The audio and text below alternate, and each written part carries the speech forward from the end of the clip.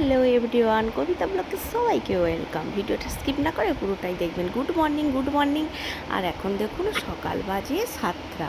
আর এখন আমি দেখুন বুঝতেই পারছেন ডান্ডা নিয়ে চলে এসেছি ঘর মুছতে। আর এই দেখুন খাটের নিচটিগুলো না মানে ঢোকাই হয় না কোমর ভাঙার পর। এখন যেহেতু একটু ভালো আছি এই জন্য আস্তে আস্তে ডান্ডাটা দিয়ে সমস্ত ঝাঁটটার দিয়ে পরিষ্কার করে এখন পুরো ঘরটা মুছে দিচ্ছি। আর এটা হচ্ছে রবিবারের ব্লগ। আর দেখুন কীরকম রোদ্রু, দেখুন রুমের মধ্যে দেখুন রোদ্রু চলে এসছে। 7টা বাজে, মনে হচ্ছে যেন 9টা-10টা বেজে গেছে। যাই হোক বন্ধুরা, সবাই ভালো থাকবেন, সুস্থ থাকবেন। আর আমার ভিডিওগুলো ভালো লাগলে একটু লাইক শেয়ার করে দেবেন। আর আমার চ্যানেলে নতুন হলে চ্যানেলটি সাবস্ক্রাইব করে দেবেন। আর এখন দেখুন এখানে আমি বালতিতে ফিনাইল জল নিয়ে নিয়েছি। আর এখন মানে ধুয়ে এখন ঘরটা মুছে নেবো। আর আমাদের তো হলদিয়াতে বাড়ি বন্ধুরা, এত কার্বন উড়ে তো মানে এক্ষুনি যেন ঘর মুছলে এক্ষুনি কি নোংরা হয়ে যায়। যাই হোক দেখুন, আর আমার জীবন যেটা আমি সেটাই আপনাদের সঙ্গে শেয়ার করি। আর আপনারাই জানেন যে আমি অত বড় লোক নই, মধ্যবিত্ত বাড়ির বউ মেয়ে সবটাই বলতে পারেন। আর এটাই হচ্ছে আমার জীবন, কাজ মানে সারাদিন শুধু কাজ আর কাজ। আর আমার ব্লগে আপনারা এটাই দেখতে পান বেশিরভাগ যে আমার কাজের ভিডিও। যাই হোক বন্ধুরা, আপনারা একটু সাপোর্ট করবেন, পাশে থাকবেন। আর এখন দেখুন এই যে চিপে নিচ্ছি। আগে কিন্তু আমি এসবে কোনো দিন মুছতাম না। এখন কোমরটা ভাঙার পর আমি এই সব দিয়ে মুছি। এই ডান্ডি দিয়ে মুছলে কিন্তু চটপট ঘরটা মুছা হয়ে যায়। আর এখন দেখুন এই যে পুরো ঘরটা, এটা হচ্ছে ছেলেদের রুম। আর তারপরে রুম টুমগুলো মুছে এখন দেখুন এই যে বারান্দায় চলে এসেছি। আর আমাদের না অনেকটাই বড় ঘর, মানে পরিষ্কার করতে হয়। আর আপনাদের দাদাভাই বলেছে তুমি সকাল সকাল রান্না করে এসি চালিয়ে বসে থাকবে, আজকে সবচেয়ে বেশি তাপমাত্রা হবে। আচ্ছা বলুন তো বন্ধুরা, যদি আমি মানে তাড়াতাড়ি যদি এসির মধ্যে থাকবো তাহলে সংসারে কাজকর্মগুলো করবে কে বলুন? বলছি আমাকে, আবার বলছে আমি এসে করব, তুমি খেটে নেবে শুধু সময় করে।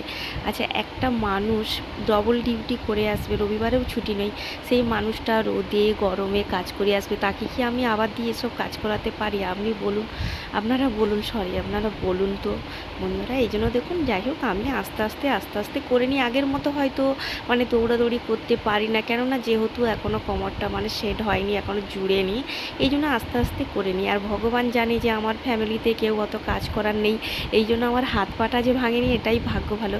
দেখুন হাত পা ভাঙলে তখন কি আর আমি এসব করতে পারতাম না, তখন বিছানাতে মানে বসেই থাকতাম। এই যে রান্না বান্না সবটা আস্তে আস্তে করে নিই। এবারে আপনাদের দাদাভাই এলে ও এবার কাজ করে, আমাকে আর অতটা করতে হয় না। আর আগে যেতে আমি অনেকটাই সুস্থ আছি। যাই হোক ঘরটা মুছে আমি চলে এসেছি কলতলাতে। এবার আমি কাচাকুচি করে নেব। আগে আপনারা হয়তো দেখেছেন আমি দাঁড়িয়ে কাচাকুচি করতাম। আর দাঁড়িয়ে কাচাকুচি করলে না কোমরে ভীষণ প্রেশার পড়তো। যাই হোক সেই দিনগুলো তো কেটে গেছে। আর এখন আমার প্রায় 1 মাস 6-7 দিন হয়ে গেছে যে কোমরটা ভেঙেছে। আর মানে পয়সা কড়ির জন্য আর ডক্টরের কাছে যেতে পারছি না, দেখি এখন ওষুধ চলছে। আর এখন দেখুন আমি কাচাকুচি করে নিচ্ছি। যে কিছু জামা কাপড় ছিল কেচে কুচে এখন ধুয়ে এগুলোকে মেলে দেবো, দিয়ে যেন স্নান করলেই বাঁচি। আর স্নান করেও সত্যি বন্ধুরা শান্তি নেই।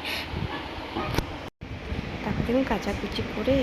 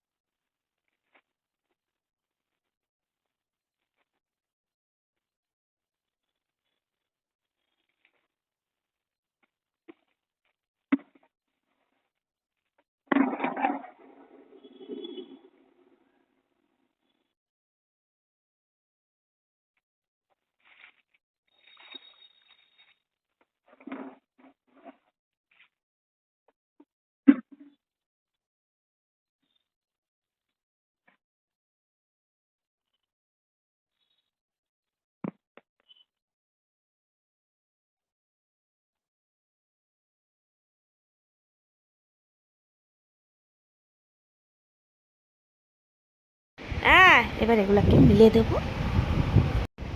তারপরে এখন জিনিসপত্রগুলো মিলে নিচ্ছি। টাটা বাই বাই বন্ধুরা, সবাই ভালো থাকবেন, সুস্থ থাকবে। আর আমাকে বেশি বেশি করে সাপোর্ট করবেন।